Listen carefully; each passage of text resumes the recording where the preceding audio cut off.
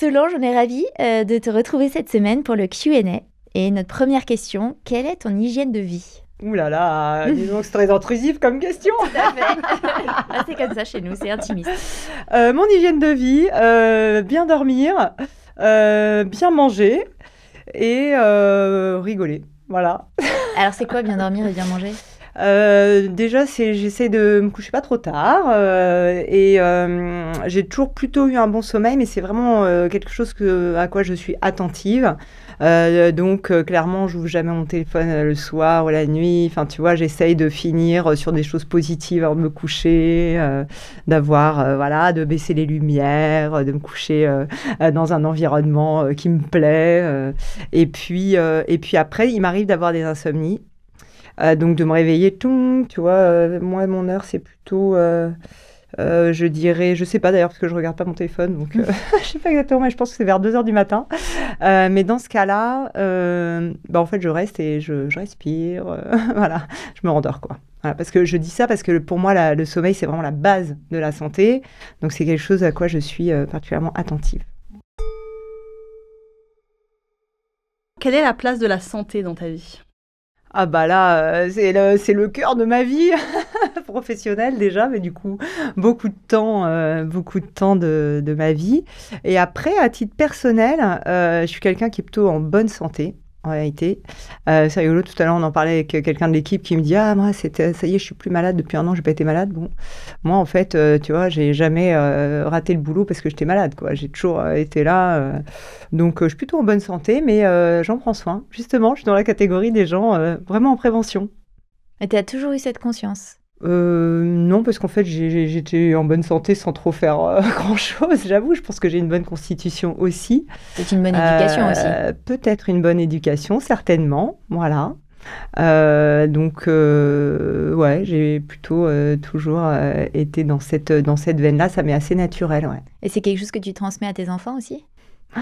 Oui, je rigole parce que j'essaye. Oui. Alors, que dirait-il à cette question ? Non, je les bassine évidemment, le sucre et ses poisons, tout ça.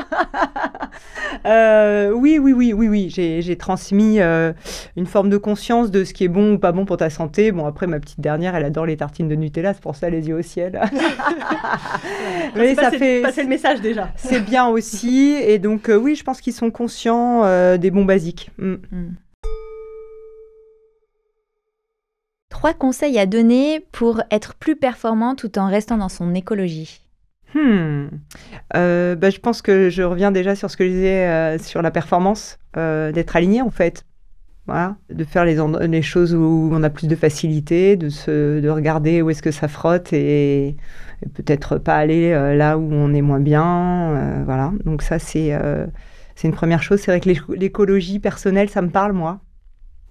C'est un truc que déjà l'écologie en général, mais sur l'écologie personnelle, j'essaye d'être attentive à ça parce qu'on est dans un monde quand même où on nous demande d'être performant plutôt dans la rupture et dans le burn-out, quoi, finalement.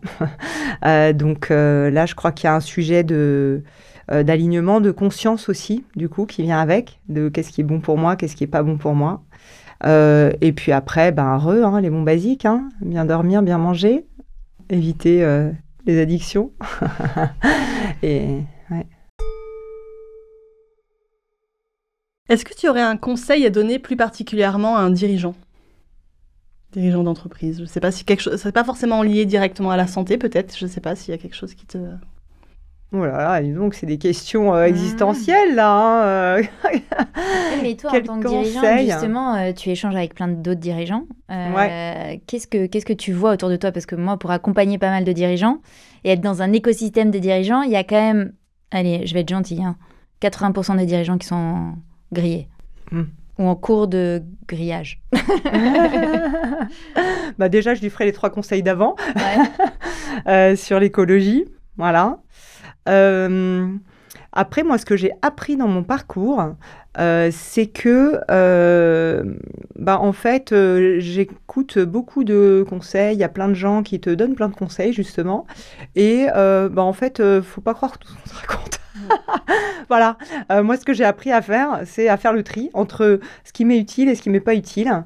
Et en fait, il y a plein de gens qui te parlent d'eux quand ils parlent des conseils, et puis en fait, c'est pas bon pour toi. Voilà. Et alors, tout spécialement, un petit clin d'œil pour la French Tech et les licornes et le monde merveilleux des startups et des paillettes, parce que je pense que ça boucle avec ton sujet des 80% de gens qui sont cramés et tout ça. C'est qu'en fait, tout ça est un énorme scam. Tout à fait. Voilà, donc en fait, il y a plein de boîtes qui... Enfin voilà, on est dans le monde des startups, tout le monde cartonne jusqu'au jour où on dépose le bilan. Voilà, donc la French Tech, c'est merveilleux, mais en fait, quand on regarde la réalité économique, sociale derrière ça, c'est parfois moins glamour. Et c'est très bien en fait. Enfin, là encore une fois, je porte pas du tout de jugement. C'est juste que c'est important de pas se comparer dans ce monde-là, parce que en fait, notamment pour les femmes, qui, je trouve, ont tendance à se mettre une pression de dingo, de toujours se dévaloriser. Voilà, donc peut-être un message particulier pour les femmes voilà, c'est pas genre chez moi tout est cata et chez les autres c'est fantastique. Non, non, chez les autres c'est la galère aussi. Et donc, voilà, pour chacun voit pour soi ce qui est bon et ce qui est écologique, justement. Très bon conseil. Alors, dis-nous tout. Est-ce que tu as bien 3 vices? Pas des défauts, hein, des vices. Des vices, oulala. Tu ne manges jamais de tartine au Nutella. Si. Ah et même, j'ai raconté à mon aîné pendant des années que le Nutella était réservé aux mamans. Bon, ça a tenu qu'un temps, mais lui, ça a tenu. Trop bien, j'adore. Voilà. Donc oui, parmi mes vices, le chocolat. Je peux le dire. Après... Je ne sais pas si c'est un vice, parce que c'est ce que les plaisirs peuvent être des vices. Mais bon, c'est un débat philosophique. Voilà. On parlait tout à l'heure du resveratrol dans le pinot noir. Donc, c'est vrai que je suis assez amatrice de bon vin. En vrai, je me bois de moins en moins. Je ne sais pas si c'est l'âge qui m'atteint. Mais ce qu'il y a de sûr, c'est que je bois de plus en plus en proportion de choses qui sont vraiment très bonnes. Donc, si ce n'est pas bon, je ne bois pas. C'est mieux. Et en tout cas, j'aime beaucoup le bon vin. Et un troisième vice. Alors si, un vice, oui, j'adore bouquiner, et quand je suis dans un bouquin, tu ne peux plus m'en sortir. Voilà. Ouf. Ça va, c'est mignon comme vice. Hein. Et mes enfants sont encore plus courtes après. Mes enfants te diraient, quand je suis concentrée sur un truc, je fais semblant de leur répondre, mais en fait, je pense complètement autre chose. Alors parfois, ils sont là, tu sais, ils me testent, ils me posent des questions 3 à la fois, tu sais, pour voir à quel point j'arrive à tenir et à quel point je bluffe en répondant à leurs questions, où je suis vraiment dans la question. Et t'entends, ils sont là, mais en fait, tu écoutais vraiment, Voilà. Est-ce que tu aurais une anecdote à nous partager? Oui, j'en ai une mignonne à laquelle je pensais là au sujet du Nutella, puisque donc mon fils aîné, à qui je prétendais que le Nutella était réservé aux mamans.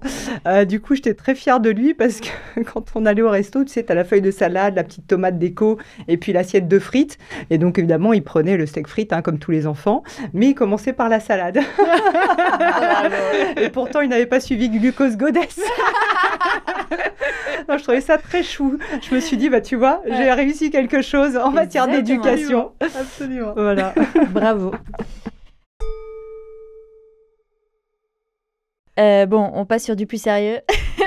L'avenir, les enjeux de la santé en France et dans le monde. Alors, il y a les fléaux autour de la santé qui sont, on les connaît. Hein. De toute façon, il suffit de regarder les États-Unis. Donc, tu as les 2/3 de gens qui sont obèses. Bon, voilà, donc ça, déjà, c'est une vraie menace. Donc, l'alimentation, le fait qu'on ne bouge pas. Tu disais, les 3/4 des dirigeants sont cramés, mais en fait, c'est assez valable de l'ensemble de la population. Hein. On est dans une forme de tension qui est très dure à vivre pour tout le monde. Voilà, donc le burn-out généralisé. Donc, c'est déjà pas mal.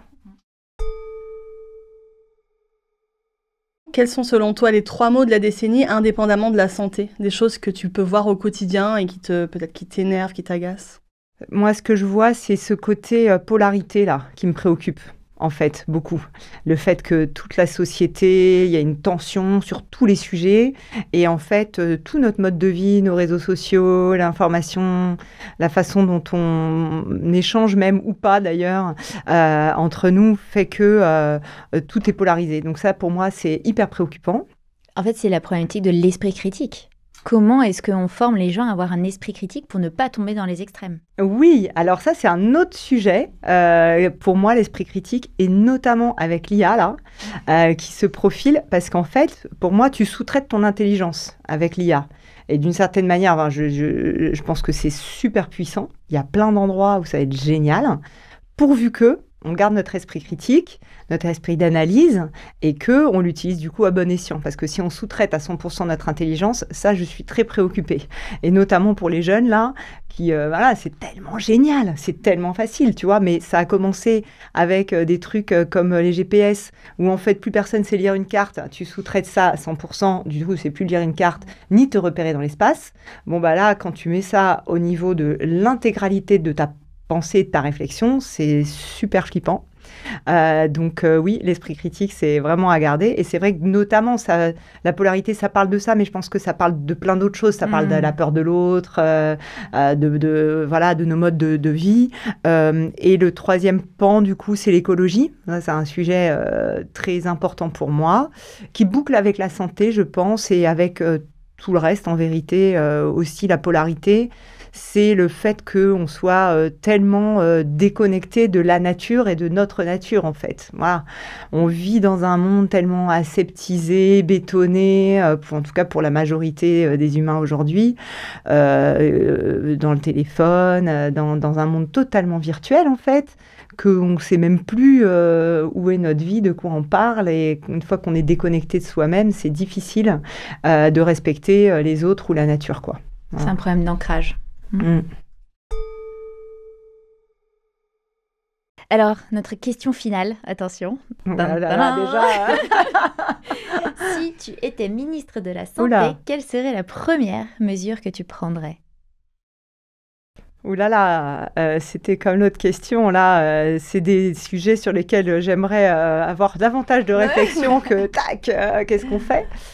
Mais ce qui me vient, en tout cas moi, ce qui me préoccupe dans le système de santé aujourd'hui, c'est finalement la rémunération des soignants, notamment je pense aux infirmières, aux aides-soignantes, etc.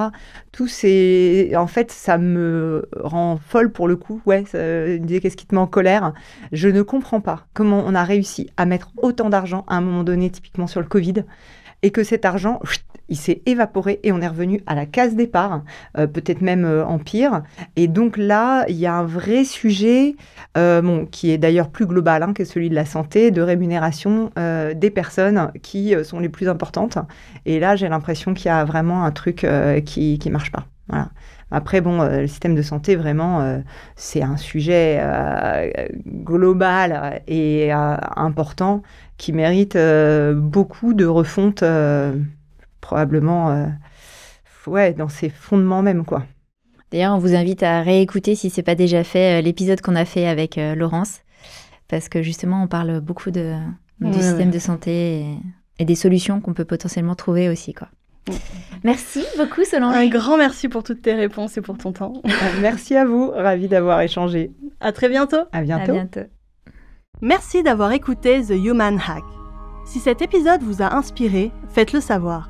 Une note, un commentaire ou un partage sur votre plateforme de podcast préférée, c'est la meilleure façon de soutenir notre mission et de faire voyager nos idées.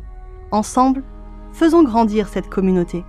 Pour aller plus loin, inscrivez-vous à notre newsletter sur le site thehumanhack.com. Vous y trouverez toutes les ressources mentionnées dans l'épisode, des contenus exclusifs et de quoi nourrir votre réflexion. Envie d'échanger avec nous? Rejoignez-nous sur les réseaux sociaux, YouTube, Instagram et LinkedIn.